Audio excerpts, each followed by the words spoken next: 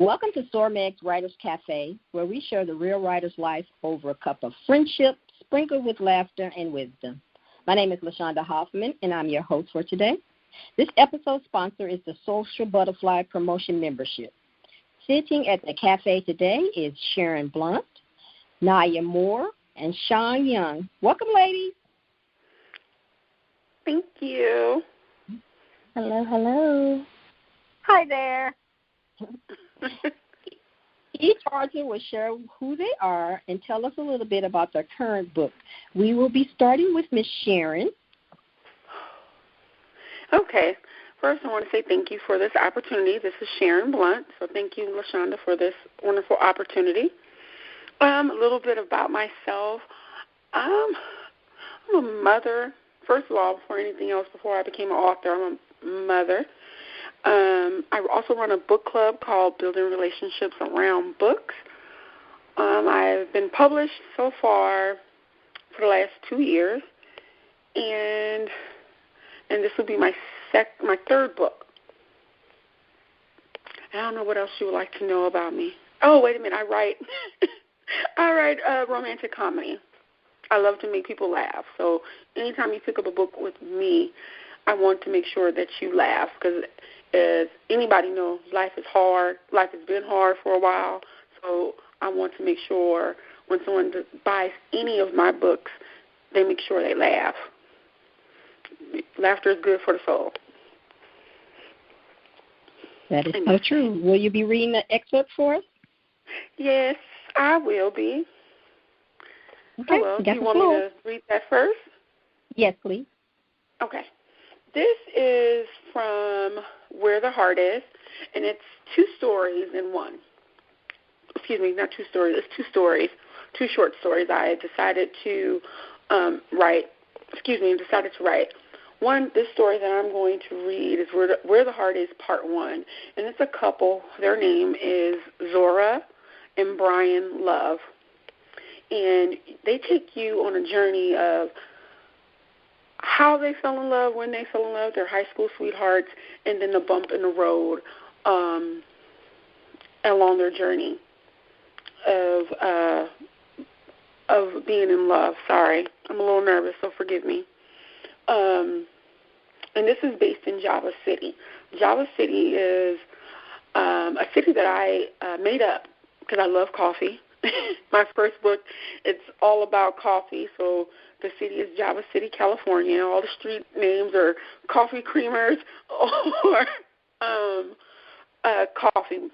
So this is in Java City. All right, where I'm going to start at is the bump in the road in their marriage. They have been married now for about 10 years, and they're having a conversation if they're going to decide to stay married or not. And here I go. And this is Zora speaking.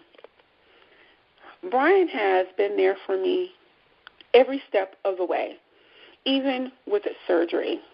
I was still unable to carry a baby to term. When Ezekiel did work, after 3 weeks, I would miscarry. It's been 2 years since the last time I conceived. He never once blamed me or made me feel bad about what was going on with my body. Even though he loved and supported me, the situation left me lost, confused, and angry with the world. I felt that I let my husband down. I knew he wanted children as much as I did.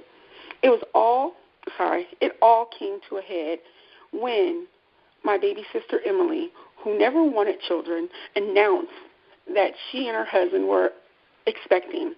I was happy for her, but it brought up so many insecurities about myself. In my still empty womb. I became determined to get pregnant.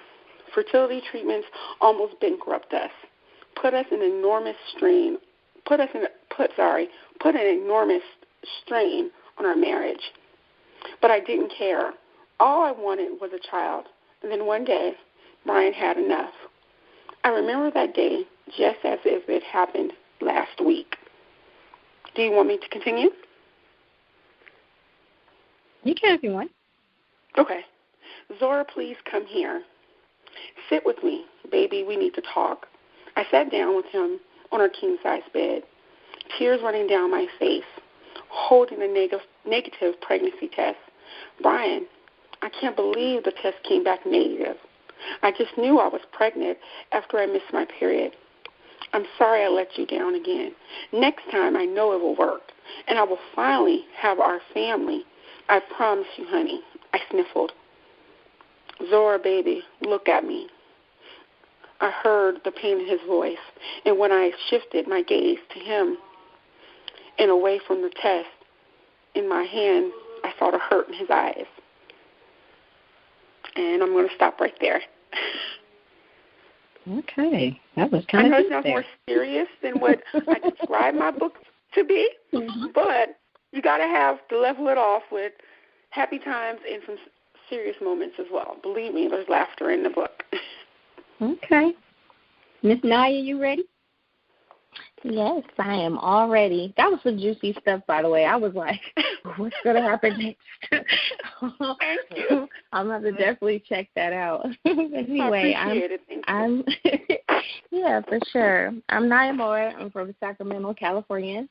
That's why I have this Northern Cali, they call it the surfer girl sound, I guess, whatever.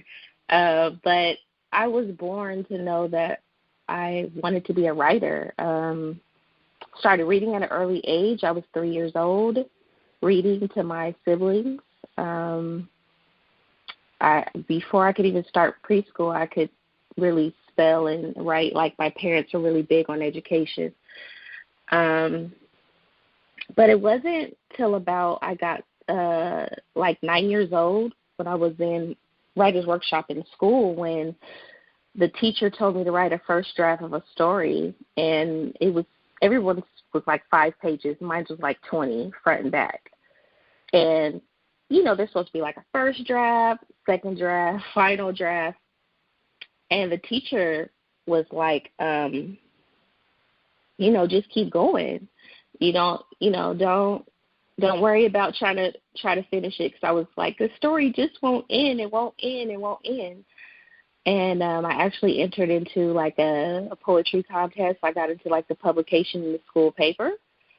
And then by the time I was 18 in high school, I had written 3 novels and 4 novellas and was publishing and directing plays for our school theater.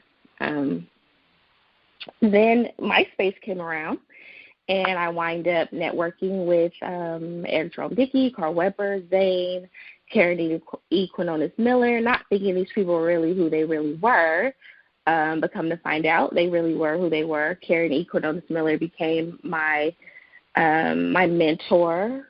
I got my deal with Zane. I published 2 books under her, Pagal, Palace, and Thunderstorm, in 2014 and 15. And I went on to do a whole bunch of self-published stuff. Currently, I'm with Carl Weber. I have 6 books under his company, Urban Books and Urban Renaissance. So it's a little bit about my journey. Okay, I'm going to be reading from my book, Sand Cove.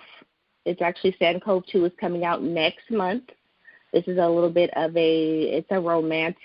has a romantic theme, but it also has a little bit of a mystery to it because a murder actually happens on the beach. It's a community of residents, 4 residents living on a private beach. It's their own private beach. And it's scandal, it's sex, it's everything that makes a good, juicy read. And usually my genre, I really wouldn't put myself in a box. I would say that I write everything because under Zane I have the vampire erotica. And then when I was doing my more urban fiction stuff with David Weaver, I did 10 books under him, and it was all like urban ghetto drama. So I'm a little bit all over the place. All right, so we're going to do Sand Cove, Chapter 1, Alonzo. The sweltering sun set hours ago, and the sky had become a thick, dark curtain of silk. I was sitting on a white lounge chair in front of my pool from the deck of my beach house. I drew in a deep breath of the salt-filled air and watched the gentle waves of the jewel blue ocean caress the golden sand back and forth the way a man's hand stroked a woman's curves. The song of the waves lulled me. My backyard was among one of the most desirable beaches in Southern California, and whenever I wanted to go to the beach, it was only a staircase away. Sand Cove was a small community of 4 beach homes lined in a straight line, our secret haven tucked away. Our beach was entirely off-limits to the public. Though it was against the law to claim a beach as private property, the designers separated the houses with tempered glass fences, trees, and ceramic potted plants so that it was impossible for unwanted guests to touch any parts of the sand. The only way to the beach was through invitation. While enjoying a few glasses of rosé, my glossy eyes continued to stare out at the beach that was shaped like a shepherd's hook of gold. I was on the brink of being tipsy, but I wasn't drunk. I wasn't celebrating anything special. I drank champagne often for no reason at all. I worked long hours during the week as one of the head advisors for my father's financial company, so drinking champagne was one of the things I looked forward to at the end of the day. I spotted True and Noble Mason holding hands and walking, take advantage of some free time while their 4-year-old fraternal twins were sleeping. The young African-American couple lived in the very last house of the row. They were some of the most genuine people I had ever met. They were successful entrepreneurs, and the love they had for one another was resilient. One day I hope to have what they had, real love. While the Masons walked from the shore to their deck at the end of the row, I saw Tahira descending the steps of her deck. She lived in between my house and the Masons. She removed her thin robe to reveal a skimpy black 2-piece bikini as soon as she got close enough to the shoreline. Her robe became one of the sand before submerging herself into the ocean. Disappearing beneath a wave shortly before popping back up, her black, wild, and wavy hair was now slicked by seawater. Her flawless light brown skin, her slanted eyes, her curly textured short hair, and full lips made her look exotic. The 21-year-old actress was born in the UK and married to a 55-year-old prosperous Italian named Luca Moretti. I hated to admit that I was slightly jealous of Luca, and I wasn't the kind of man who wanted anything or anyone who belonged to another man. But Tahira was everything I would want in a woman. She was intoxicating when she spoke with that British accent, and whenever she flashed that cute grin, I would feel all crazy inside. Not only was she beautiful on the outside, but she also glowed internally. I had never seen her act crass or rude to anyone. With Luca and Tahira's 34 age difference, I wonder what she saw in him other than his money. With his wealth and status, I was sure plenty of thirsty women wanted to walk in her red bottoms. However, Tahira didn't come off like one of those gold diggers. She wasn't a plastic bitch, so it was hard for me to imagine that she married Luca for his money. She seemed to enjoy Luca when they were in my presence. She laughed when he cracked corny jokes. She kissed him no matter who was looking, and she embraced him often. Who was I fooling? I wasn't slightly jealous. I was insanely jealous. He was too old to know what to do with a woman like that. And when it came to showing off her plump breasts, her tight tummy, her soft-looking legs, and her hips, ecstatic accentuated her ass, she wasn't shy. It was hard for anyone not to look. Nothing was wrong with looking right. I mean, looking was all I was doing. Mhm. Wow. Okay. All right. All right. You ready, Miss Shawn? Can I say something really quick? Yeah. Can I say something really quick? Go ahead. Okay. I just realized who this was talking. You are one of my favorite authors. Oh, my God. Oh, thank you. I've been saying your name wrong for years, so I didn't realize who you were. And then you said a couple of your books. I just had to say that. I'm sorry. I'm all fangirl. I just had to say I love your books. Oh, thank you so much. I know I didn't realize we were going to be on here tonight together. We've been networking with each other for quite some time. Oh, yeah. I believe. Yes. Mm-hmm. I'm sorry. I've even heard of Sharon Blount too. So it's like, right. You know, the connection was finally made. I'm sorry. Tonight. Yeah, we were messaging each other when Sharon started because when you said Niyah, and then she said Niyah Moore, I was like, I always talking about her baby, you know, especially when he was little and he's so big now and walking and talking. Miles, yeah. Yeah, Miles, yeah. And I said, oh, my gosh. And so I sent her a message, and this is cool, Shonda. You did good, girl. You did good. Well, you all picked your own date. I used to set up the date and pick who I wanted to talk to, but it didn't work out that way most times. So I said, you know what, I'm going to let them schedule their time. Somebody sent me a message the other day. They wanted to know who they're going to be on with. I said, well, the date isn't filled up yet, so I can't say who you're going to be on with. She's like, well, I don't want them to be embarrassed by my books. I said, I have all kinds of genres, so it doesn't really matter. Okay. Yeah, it was the universe. It was supposed to happen this way. Yeah. I'm sorry, I didn't mean to interrupt you, Sean, but you never know who'll be at the quite cafe. All right. You never know. So yeah, it's quite sorry. all right. It's fine. I'm embarrassed, but I couldn't help it. Sorry. No, I'm not at all offended at all. But I am Sean Young, and I have been writing since 2005. I've always been a writer, but never thought about writing romantic fiction or anything like that.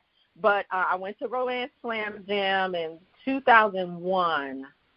Charlotte, that was a big one. I think, 2001 in Orlando, Florida, and, you know, met some people that I had actually been talking to and communicating with since 1998, because I think that's exactly when I met LaShaunda in 98, The Color of Love book forum.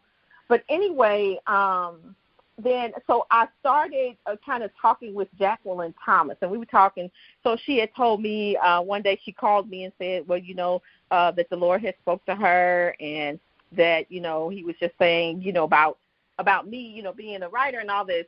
And so I had her laughing because I said, well, he ain't told me nothing. So we just laughed about it. But anyway, she started working with me, and so she would call and say, well, how's the book coming along? And I said, oh, it's coming along good. And so she said, okay, send me the first 5 chapters. I had nothing. But anyway, I finished the book. I said, let me finish this book because this lady's going to keep on bothering me. So let me finish the book, send it in, get my rejection letter, send her a copy, and she'll leave me alone. But that's not what happened. October the 22nd, 2002, I got a phone call from Demetria Lucas from BET Books, and they offered me a 2-book contract. So my first book came out in 2005. I kind of had a roller coaster ride, and I've had some things that I've had to overcome of my own. So I've had some self-esteem deficits, you know, thinking that, you know, I know how hard I was on authors and all of that. And so I decided that, okay, I don't know if I can do this, just a whole lot of just nonsense. So now I just published my 13th book. This one is self-published, so this will be my third self-published book, and it's called Caught in His Web, and it's book 2 in the Love Connection series that I started back in July. The first book came out. So I guess you would say I write for Entangled Publishing. I write sweet romance, and I write on my independent stuff. It's a little bit more spicy. So, and I'm very comfortable now, you know, with everything. And I just want to use whatever the Lord gave me because, you know, things, especially with the world today, it just kind of inspired me to say, you know what, I don't know when my time is, and that's always been. But I just decided to just go on. I said, well, you know what, I'm just doing it. I'm hoping that the people like it, but I'm just doing it. I'm just going to do it. So what I'm going to do is I'm going to read from Caught in His Web, and just to set it up so you guys will kind of know where I am. This scene is after Sarah Simmons. Okay, so that's my heroine. She overhears Spider, who is my hero, tell her brothers that they did not have anything going on with each other. But they had just had a conversation before that talking about they're going to try to work on the relationship because she is his brother. I mean, her brother is Spider's best friend. So, you know, it's that trope, you know, best friends, little sister, and, big brother's best friend kind of thing. So she's crushed because they had already said before they came to this dinner party that they were going to, make things work. So she was really, happy and all of that. But she walked in on him saying that no, that they didn't have anything to go on. So the night was finally over and everyone was in their respective rooms. Sarah didn't have to pretend that she was hurting by what she wasn't hurting by what she overheard Spider say anymore. Along with her thoughts, she kicked off her shoes and laid across the bed. Thinking about Spider was a reflex since he was always on her mind. After tonight, did she want to deal with him and his fickle ways? Stretching out, she closed her eyes for a moment. Then she jumped when she heard a slight knock on the door. She got up and opened the door, coming face to face with him. At first, she started to close it, but causing a scene would wake everyone in the house. She didn't want to have to explain to her parents just yet why Spider was at her bedroom door. Can I come in? Sarah remained silent but opened the door wider, and she stepped inside. After closing it, she went back to the bed and sat down. Spider had been trying to get her attention all evening, but she couldn't do it. She didn't want to get her hopes up or her heart crushed. Arguing with him wasn't going to solve anything, and her energy had waned. She was tired, but would allow him to have his say. He came over and stood in front of her. Sarah, his voice was hoarse and low. She didn't look up, but waited for him to continue. Babe, I want to be straight with you. Of course you do now, Spider. There's no one watching. She saw him step back as if she slapped him. She didn't care if her words stung. He needed to know how she felt. He shook his head. Okay, I deserve that. Finally, Sarah looked up at him and right into his eyes. Just say what you want to say. We've got a long day tomorrow. She didn't know how she was going to be around him on Saturday for the charity basketball game the family was going to attend with Adam and Cassandra. She needed to sort through her feelings, and having him nearby was going to be tough. Spider got down on his knees in front of her. She could feel something pulling on her heart, and immediately she locked her hands together in her lap to keep from touching him. Her pulse raced, and she took a deep breath. I confess, he dropped his head. I don't know how to do this. I've never felt this way about anyone before, and it's scary. He looked up at her and gently placed his hand on her knee. This was a serious moment for them both because she'd never heard Spider admit to being scared of anything. Scared? Not you. Spider nodded and got up off the floor and sat down next to her closely, so close that she was almost in his lap. Yes, me, he said, searching her eyes. See, I've always had to be strong and resilient. I needed to take on the responsibility of protecting my sister. My mother was so brokenhearted after my father's death, I literally took responsibility. She was finally able to give him eye contact without looking away. She caressed his cheek. What a heavy load to bear. It made sense that he was such a leader, making things happen. He felt that he had to do it out of duty for family. But what did you think was going to happen if you admitted that we care for each other? He lifted her hands to his lips. I wanted to tell them so badly, but Sarah threw his hands off her and got up. He stood as well. You didn't, and that's the point. She turned her back to him. I don't know why you're so intimidated by my brothers. Spider walked around so that she was facing him. Listen, I have to help a lot of people in my business. I see what happens in relationships. I've been able to avoid all the drama and backstabbing. Oh, by not having love in your life. Why live that way? Sarah completed his sentence. This all comes down to trust, Spider. Well, yes, I've never gotten any further than a few dates. My work is really important, so I threw myself into it. That way I didn't have to think about what I was missing. Sarah turned to him and took in his expression, body language, and hands. She recognized that Spider was being vulnerable, maybe for the first time. But now it's different. He interrupted her thoughts by reaching for her hand. Come over here with me.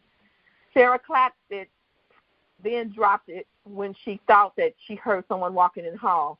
Rushing over to the door, she opened it slowly and peeked out. If someone walked in on them, she didn't want Spider to clam up after letting her see his vulnerability. They needed this time together. Who is it? Spider whispered, coming closer. Sarah shooed him off, and when she saw Adam and Cassandra on the landing, headed for the bedroom, she closed the door quietly and turned to Spider, holding his hand out to her. Come sit with me. She obliged. Spider covered her hand with his, but didn't say anything. He was searching for his words, which again surprised her. Since she'd met him all those years ago, he always had an answer. She squeezed his hand to reassure him. He brushed the top of hers with his thumb. She wanted to touch him so badly, but it wasn't about the physical. They didn't have a problem in that area. He brushed his knuckle across her cheek. I don't know what to do with these emotions. She looked at him. Trust them. I've never liked being vulnerable. I wondered what you'd think of me if you saw me that way. Sarah turned her body to him and moved closer. I think you have a heart. She cupped his cheek. My baby. Wow. Okay, so my first question for you all is, what has surprised you the most about being a published author? Who's going first? I guess I can go first. Or Sharon. I got to go first? Okay. This is Sharon Blount. For me, it's the process of getting an editor. Having an editor go through your work and, man, critiquing that bad boy so bad. You're like, am I sure I want to write? Am I sure I want to write? Because I'm going to tell you what I thought when I first started writing. Oh, I thought I write it one time, the editor get it, and it's done. No, that's not the case. You really got to go over it a few times to get it done right. And that was my biggest surprise, was the editing, just how, I can't get the word out. They can break you down, huh? Yes, but in a good way. Yeah. You get a great editor. In a good way. Yeah, in a good way. But you just always have to remember that if you have the right editor, they're making your book better. That's what you have to do. You have to believe that. Yes, because what happened, yeah, because when I had a wrong editor, because when I had a wrong editor, before this book, Where the Heart Is, I had the wrong editor. Demolished my book. It was horrible. They told me to stop writing, and I just stopped writing. I stopped writing my second book, To Java City, because I didn't have any more confidence anymore. And wait a minute. Let's back up for 1 minute, Sharon. Who told you to stop writing?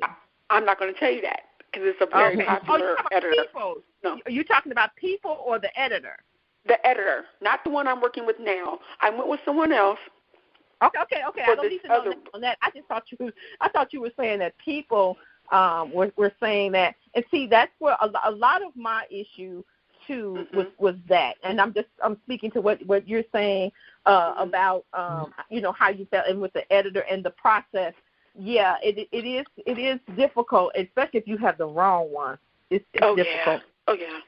Yeah. It has been tough, and it does mess with your confidence. Yep. And it really took. I'm gonna tell you who my editor I work with now. Her name is Barbara Jill Williams. It took her to Oh, Barbara. Yes, she came, got my book off the ashes, and said, "Come on, let me help you get this, because I know you want to write. I know you want to do it." And she helped me get my book and understand my writing. I'm dyslexic, so a lot of my writing sometimes look a little backwards. And it's been great ever since then. It's just really finding the editor that is going to work with you well with each other and get your sense of writing. Sorry, he got up. That's good. I'm glad you shared that, because I think that was one of the reasons I kept my book in the closet. The fear of working with an editor.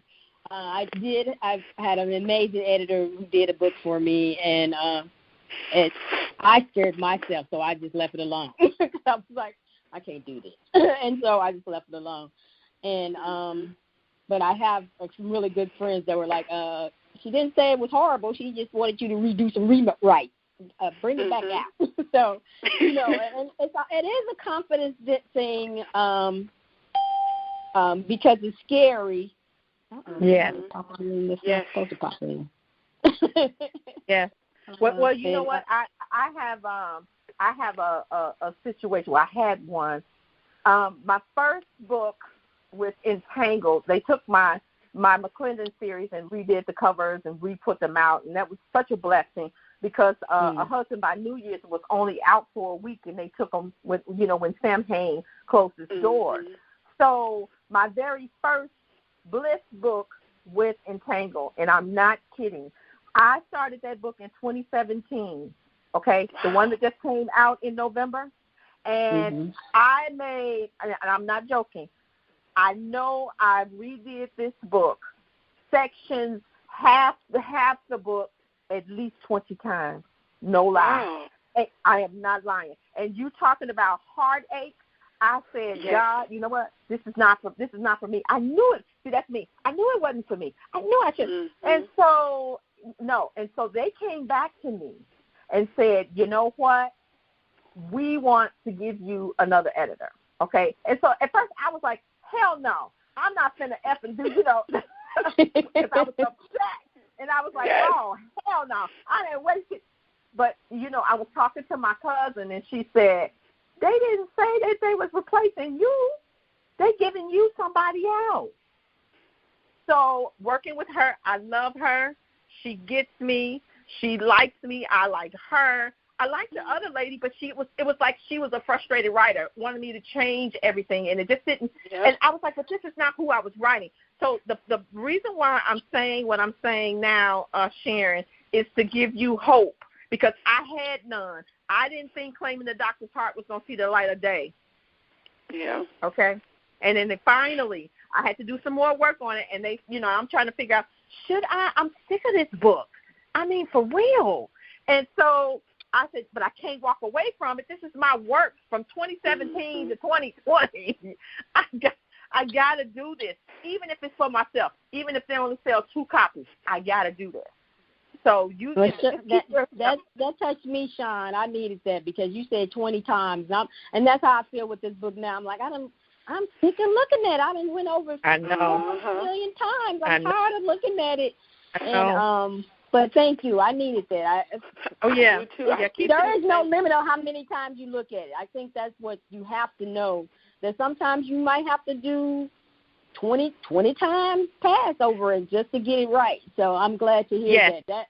That helped me a lot because I seriously was just going to just leave it in the closet and go on to the next stuff. No, just put it out there, though. Put it out there. And you know what you'll feel? I'm telling you, when I got that book in my hand, actually when I got the page proofs to read through to make sure that you don't have any errors and all that stuff, I cried. Because I was like, Jesus, I was so grateful. I'm getting emotional now, but I was so grateful because I was just like, okay, Lord, I don't know. I don't know what this means. What does this mean? You know what I mean? And so I said, okay, in the meantime, I started writing in name only in the meantime. And I just said, okay, because I was traditionally published when I started.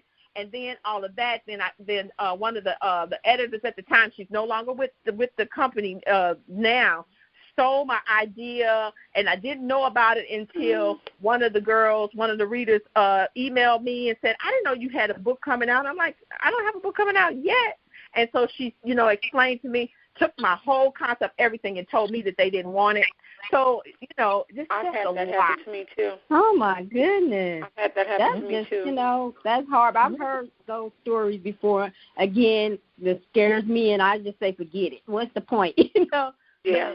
I'm proud of you, Sean, because I know that you resisted writing for a little bit. Yep.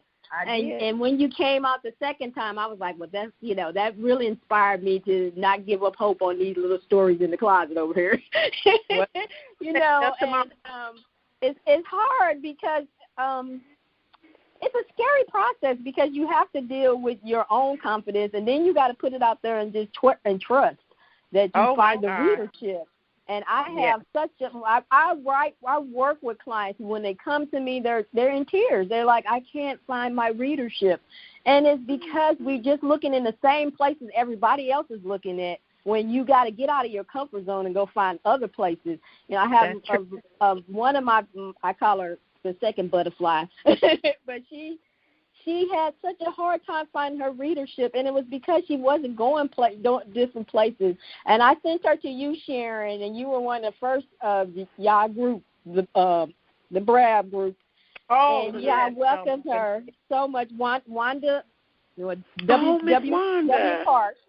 W. Park is my number 2 butterfly, and we've been working together for a couple of years. But Wanda couldn't find her readership, and I said, it's there. We just gonna take it. And we took it step by step, and I sent her there, and you gave her a spotlight, and she just, and then you got she got nominated for an award last year, and it just brings me to tears, because she is a perfect example of that. You can find your readership, It just takes time, and sometimes people, get frustrated, because she had been writing for a while. She was just writing, and she was like, well, I ain't selling books.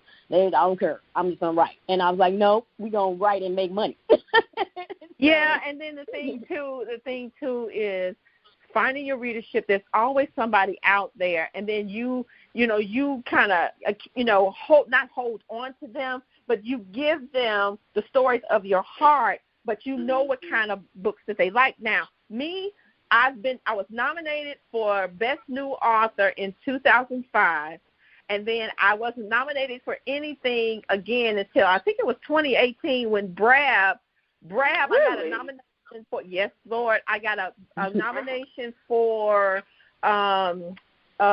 Dangerous Destiny, and they did that. I was so surprised. I was like, what? And then this last time, I got a nomination for In Name Only. And I could not believe it. I was like, oh, my goodness, but I don't really know what to say. Niyah, have you found working with Carl Weber, is it an easier process, or do you like going that route? Have you ever thought about doing your own stuff? And I'm only asking, Shonda, only because I just wonder, because that's a whole nother thing, outside of the normal Harlequin kind of, I understand. Well, to be honest, when I met Carl face-to-face at a book signing of his in San Francisco, and for whatever reason, I was the only person to show up, because there was a Mardi Gras going on. This is in San Francisco in the Fillmore district. Mardi Gras was going on right outside of the bookstore. I was the only person who showed up to his book event. And he was like, who promoted this, going off or whatever. And so I introduced myself, and right off the bat, he's like, I've heard of you. I know who you are. But the first thing I want to know is, why didn't you ever submit to me?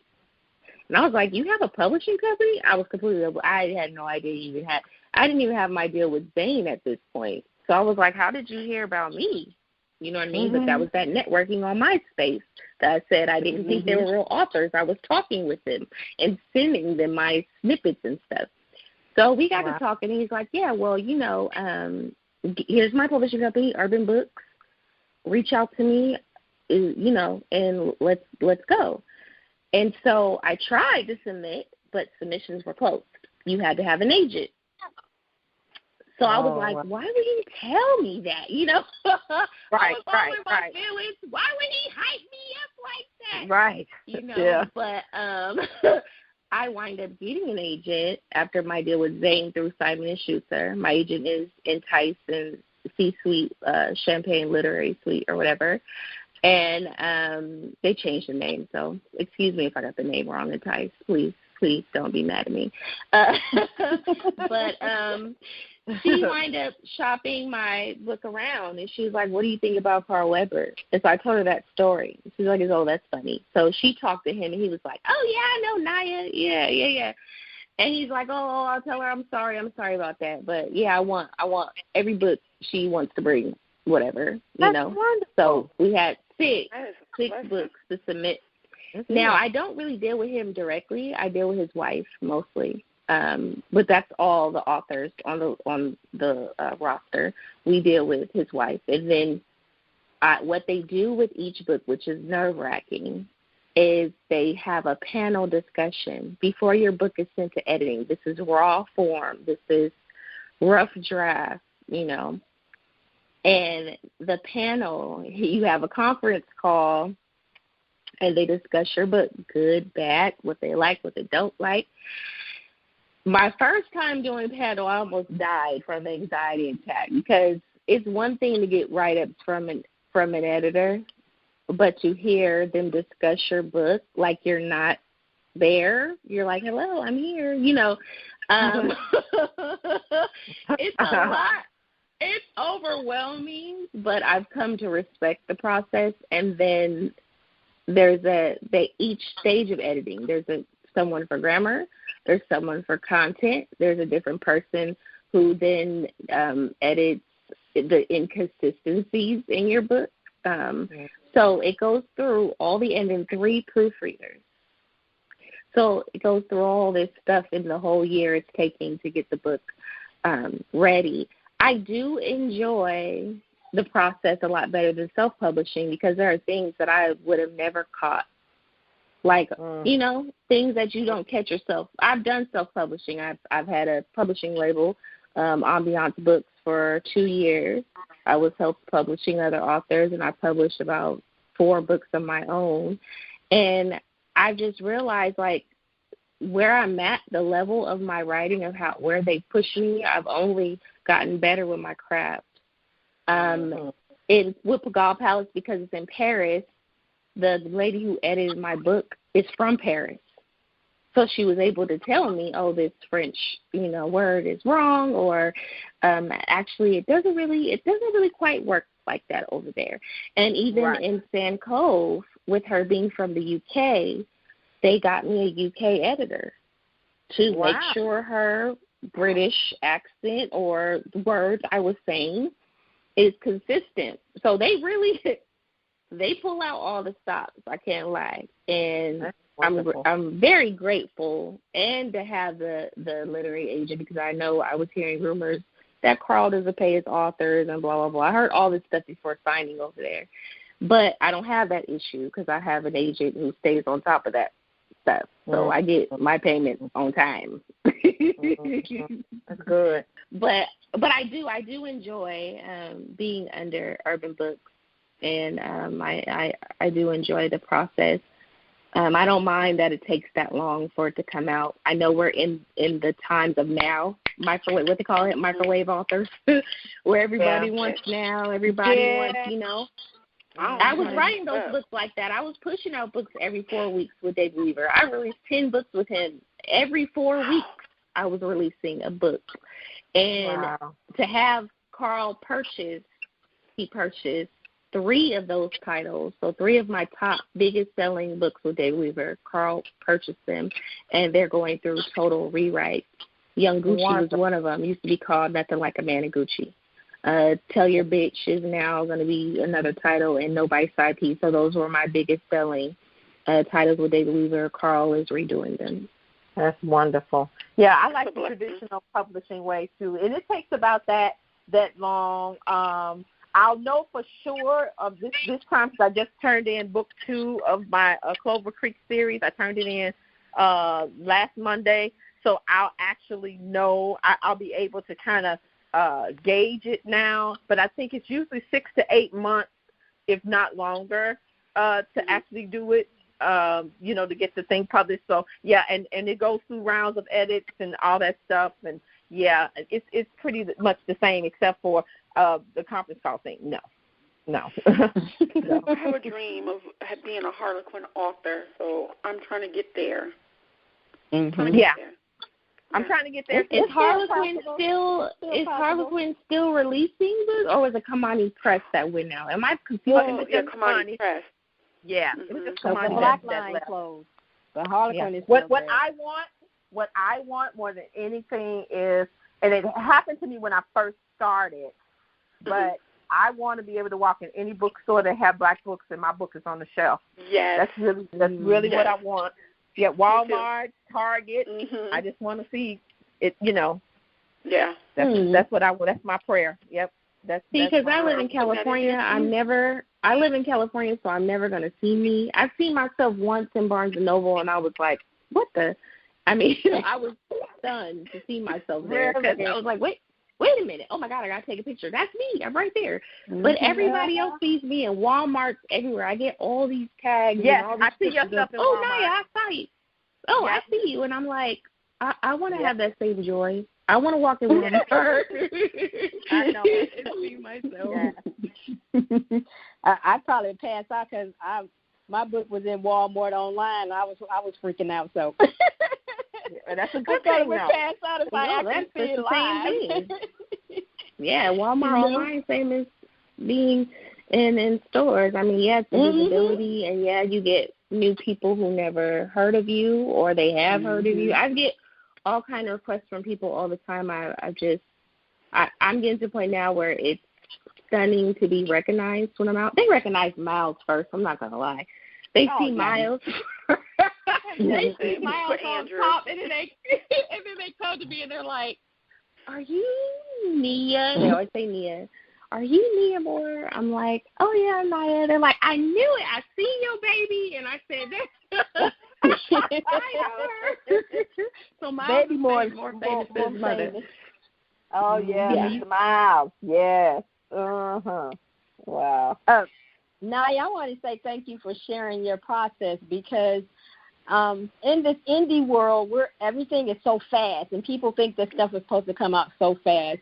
And I was sitting down the other day trying to come up with a schedule of if I wanted to publish it when I published my book. Now I'm going to say when I published my book. And so I was giving myself the time schedule for editing it, coming back to me and then back to the editor and then the proofread, and I was just putting the months, so I was like, okay, I'm looking at fall. That's how I was looking in my head. And so I'm glad that you shared that process because sometimes we skip the steps because we want to get it out there so fast as an indie author, and it comes back to bites you later. So we're, like you said, most of these readers think that you should be able to put out a book every 3 months, and I can't. They're very unforgiving too. Because I know I put out something real quick after already having books I was in, and they was like, excuse me, ma'am, we're used to you doing this. What's going on with this book? And I'm like, oh, okay. So and my agent's like, I don't lie. Yeah, be careful what kind of schedule you put out there because that's what they're looking for. So if they think you're going to get a book every year, then they're okay with that. But you putting it out every quarter, and then you stop, they'd be like, hey, wait a minute. Yeah, and that was one of the things with me. That was one of the things with me too. And so after Spider's book came out on the 7th of January, because I was trying to figure out when I was going to, the last book, his sister Tina's story, The Point of It All. So I decided to push it out more. So it won't come out until my birthday in September to give me some time because I'm a hybrid author. So if Entangle sends me that book back and wants edits, I'm going to have to put my personal, I'm going to have to put my independent stuff aside and get that in because, so it's something, but it's a beautiful thing to be able to write a story that somebody can relate to. You get people through all kind of stuff. I know women that it gets them through their chemo treatments and, all kind of things. And so I just think that part is a blessing. And so I guess I've been in it for so long now, and I know so many authors. Nothing really the only thing and I don't know if it's a surprise, but what I find interesting, let's say that, is that I know a lot of people who are doing those collaborative books. Okay, they do the collaborative books, so they have like 12 people that do a chapter on whatever. And what's interesting, and I think I figured it out, is that they're all published authors, and if they hit a list, they're number one best-selling authors. Now that I thought was interesting. I said, okay, so how do they? I mean, how do they do that? And it's not that I'm trying to take anything away from them because, see, it's still a labor of love and you're still putting your words on the page. But we're talking about you writing 1,200 words, which every author on this podcast can say we might write 1,200 words in a day or an hour or two. You know what I'm saying? We're talking about. I understand what you mean. I've done three anthologies that I've been in, and two of them hit the #1 bestseller thing. So they was all excited about that, and yeah, I was excited. But well, you should be excited. I need it to be the money. Hello? Let me see the money. Yeah, I don't know. Just a title, But how many words was yours, though, Shonda? How many words was it, though? I don't think we did 1,200 because the one of mine was more than 1,200. I did we had like 6 or 7 pages of stuff. The one I did the 2 other were devotional. What was I to say? I had one more question for you, and then it's almost time to get up out of here. We didn't do a lot of questions today. So this is an advice question. What is the one thing a new author can do to get themselves noticed?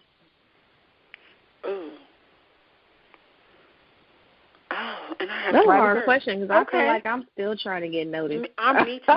Like people, people know me. I'm Sharon Blount. People know me as Brab. They know me the face of Brab, and that's all they want to know me as.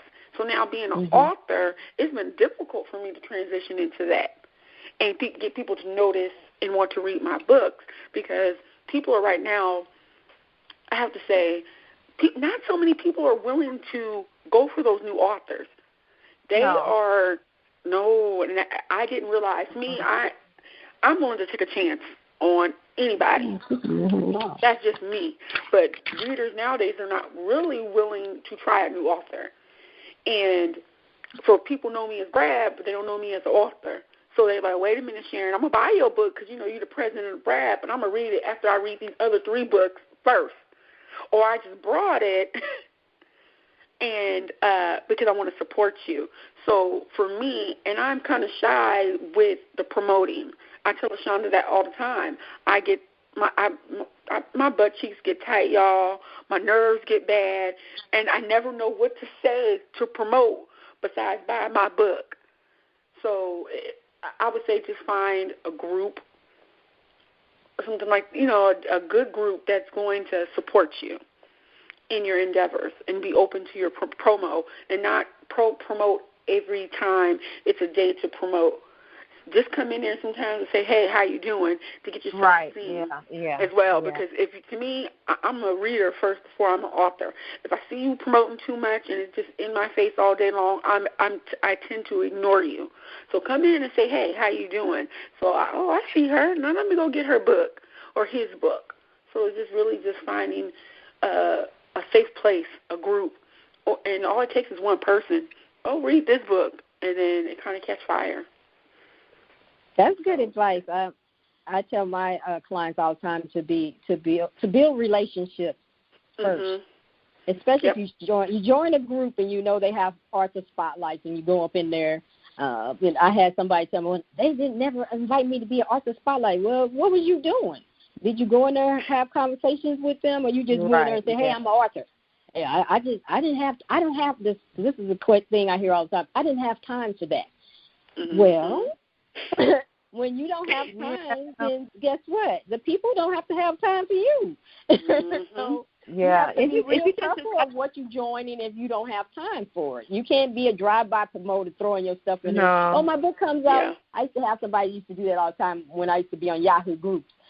She would come in every time her book came out. You didn't hear from her then, but, LaShaunda, my book has come out. Can I get an interview? Can I be on the magazine? Can I be on the radio show? No. That's not how it works. It's a whole bunch of people. And it's very hard because, like you said, Sharon, people don't want to try new people. They got their favorite, and so it's really hard to break into there. But if you break in as a friend versus an author, you have a better chance. Yep, and that is the God's honest truth. Yeah, I tend to agree. I'm one of those authors that I don't I'm doing more now because I'm pushing myself to do it. But the only group that I really promote in, and they kind of took a liking to me, which I thought was great. Brab has always been there, but I don't think I do a lot of promoting in Brab at all. No. They will. Yeah, I didn't think so. No, I didn't. I Aspire. They invited me like around Christmas time. The young lady Cheryl reached out to me and asked me to do this spotlight thing. And I don't think it was a spotlight. It was something about Christmas they were trying to do. And so I thought that was really nice. And so I know I can't. I just have to do better. And Shonda, you know, you and I have had this conversation about me and my promotion stuff before. but I just need to get better, you know, with it. And so being a, you know, graphic designer and web developer, and also I know how to do that, but see, trying to write, I have a full-time job. I work a lot of stuff at my church. I do a lot of stuff for them and, you know, trying to get these things together, but I'm trying to do a better job. But, yeah, you do have to interact with the people. They do. They want you to interact with them. They want to get to know you. And I mean, you ain't got to tell all your business, but just, you know, be kind, and you want to get their feedback. And the other thing too, Sharon, you might want to do, going back to what you were saying about your editing and stuff. When you finish, I don't know if you have beta readers at all, but they are a blessing, for real. Mm-hmm. Yeah, they are a blessing, blessing, and they are on point. They don't let me slip at all. Okay, good, wonderful. So you got that. That's good. They're like, excuse me. Good. That's good. And what it is, when you find beta readers, you have to find ones are not scared to say, no, this ain't it. Absolutely. Because before I was getting beta readers, oh, this is wonderful. And now I'm like, my editor get it. Who you let read this? This is no.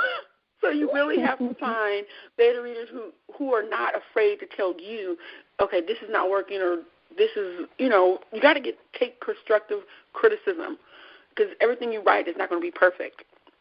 So really finding people that's not afraid to say, okay, this is not working, or I didn't like this, or I like this, can I get more of that? So that beta readers has been wonderful for me to keep me going and to add more or take something out. Okay. Sorry.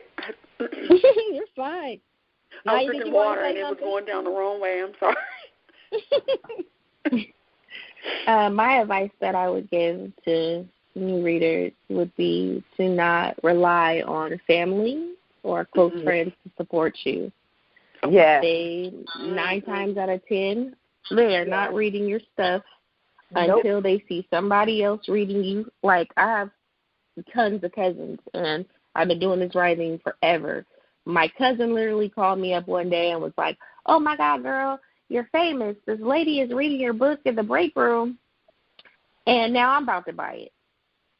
I'm like, you could have been one of the first ones to have it because you're my cousin, right? Right. But don't get butt hurt when you don't have the support. Eric Jerome Dickey told me none of his family probably owned one copy of his book, and he was okay with that. He's a New York Times bestseller. You have to find your tribe outside of your family and friends. You're going to have some that do support you. There's some that are diehard, but I wouldn't expect them as the masses and the whole to support what you're doing. Yeah, it doesn't happen like that. I find that out the hard way. Yeah, that's excellent. Yeah, because I tell my clients all the time, your family is not your audience. No. And if there wasn't readers before your book came out, what makes you think they're gonna be readers after your book comes out? You know, that's what gets me with some people. They're like, oh, you know, like when my book came out, my family supported me. They all came and they bought copies and stuff like that. But I was not expecting them to read the book. You know, that's how it goes. You know, I was surprised. You know, but they know how long this dream has been of mine. So they showed up. So I was excited about that. But I hear people get all upset at their family members because they're not buying copies of their books. And I would think that if nothing else, I'm like, if they don't read, why would they buy a book? They're not readers. Yeah, You know, I've so had a you book to get party those people who are actually readers. Are they buy your? This is what one of my complaints was. They bought my book, but none of them read it or wrote a review. And I'm like, they bought it. Move on. Yep. Yes. Yeah. I don't expect reviews like that anymore either. But I had a book party of like 75 of my friends and family. I have 5 generations of family in Sacramento on my mom's side and my dad's side. So it was 75 friends and family. I had free food, free wine. The only thing I didn't charge to get in, which now I wish I should have, all I expected was for them to buy a book. I only sold 33 books, and some of these were strangers that bought 2 and 3 books. I said, so you mean to tell me I had 75 friends and family on my list to come to my book signing, and I didn't sell over 75 books? I only sold half of them. So they came, ate, drank, watched the show, and left? Yes, they did. I was like, never again. Never again. I will charge for it. Right. I will charge for a ticket and be like, you get a free book, but you're really paying for the book. I have a Brian W. Smith told me, I took a class with him, and he made us promise never to have a book party. He said, don't spend the money. He said, don't spend the money because you're going to just spend all this money and you ain't going to make nothing. And so I'm like, and that's the truth. And see, with me, when I do my book parties, they're kind of elaborate because I'm a certified wedding planner. So I've been doing weddings since 1989. So all that elaborate stuff. And so the last one I did was 2015. I spent $4,000. And oh my God! I spent $4,000, and I think my son said that the receipt was $972. I think. Yeah. So no more of that for me, because I was trying to figure out before COVID, and see, before that, my very first book signing, LaShaunda and her mom drove from St. Louis, and they came to Indiana for the book signing, and I spent a pretty penny then. I don't remember how much that one was. I remember this one because it was more recent. But people just don't support. They just do not do it. I don't know why, but they just don't. And so you got to make sure that you don't wear your heart on your sleeve, because some of the people that you expect to support you will not. And so I think forging relationships, and I mean this from my heart really, forging relationships that work. And I don't mean because this person can do something for you. You do want to be with like-minded people and people that will encourage you and lift you up, okay? And I mean they sincerely care about you, your career, where you're going in your life, if your heart is good, all of that for Sean plays a big role in my life. And so even, like I said, I've been interacting with Niyah for years now. It would look stupid of me. We on the same call. I didn't know she was who she was until LaShaunda said her last name. It would be dumb. We on the same call, but then later on tonight, I'm going to like one of her posts, and I'm not saying nothing to her. So I just think that all of that plays a role. LaShaunda's been doing this stuff for authors for over 20 years. I've known her since 1998. I remember when she started Shades of Romance. That's what it was called before it was formatted. Okay? And so she's always had this heart to help, authors and spotlighting people and giving them an opportunity. So, I appreciate you inviting me. I've been getting a lot of invitations lately, and I'm like, okay, so I don't know what it is, but my cousin said, don't worry about it. Just go with it. The Lord has opened the door. Don't worry about it. Just do it. You have arrived. So, you have arrived. Yeah, well, I guess, girl. But for you guys, if there's anything that you guys need me for, whatever, reach out to me, and I will definitely help you. If it's something in my power I can do, it's done. Thank you. I just want to say this. Thank you for saying that, because just thank you, Sean, because the part that really caught me for me was people not supporting you like you think they should, and that really caught me, and that has been I've talked to LaShaunda about it, about things like this, and it's been hard adjusting for me, and I just thank you. I needed that word today, so I appreciate you saying that.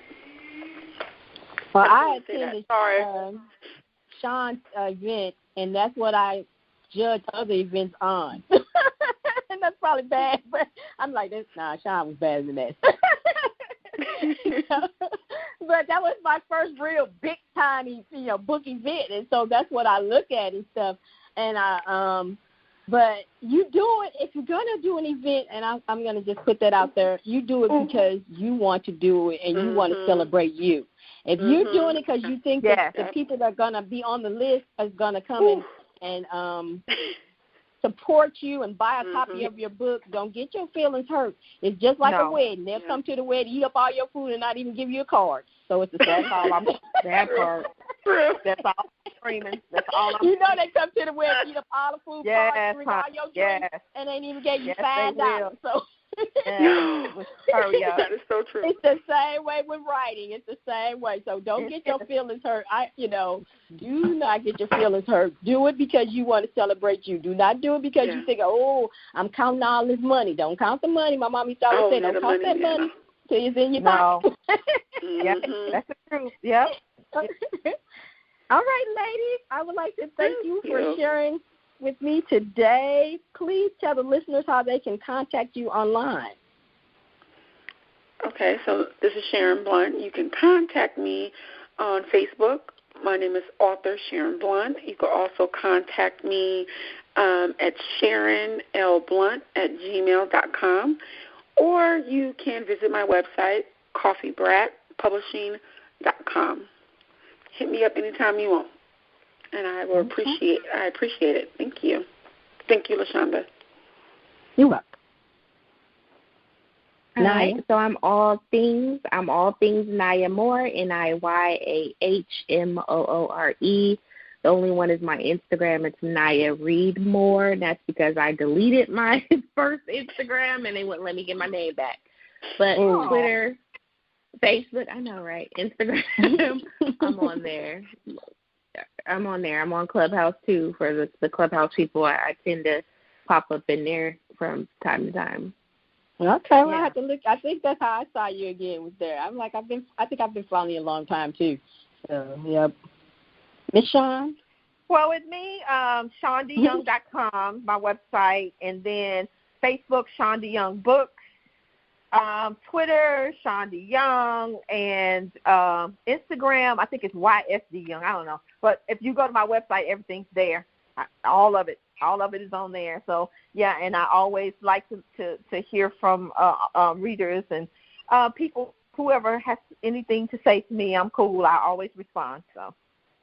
Okay. Thank you.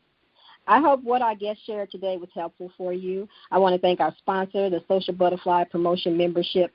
Did your PayPal bling with your book sale goals for 2020, or did you receive Starbucks royalty check, money to buy you a Starbucks coffee? If you answer Starbucks royalty, I'm talking to you today.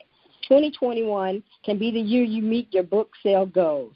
Join the Social Butterfly Promotion Membership today, and you will learn how to create a promotion plan, find your audience, and become a social butterfly. Learn how to rock your promotion inside the Social Butterfly Promotion Membership. Check the show notes for the link to join. I want to thank you, our listeners, for taking time to listen to the podcast. I have 3 questions for you. Did you enjoy this episode? Subscribe to the platform you're listening to so you don't miss an episode.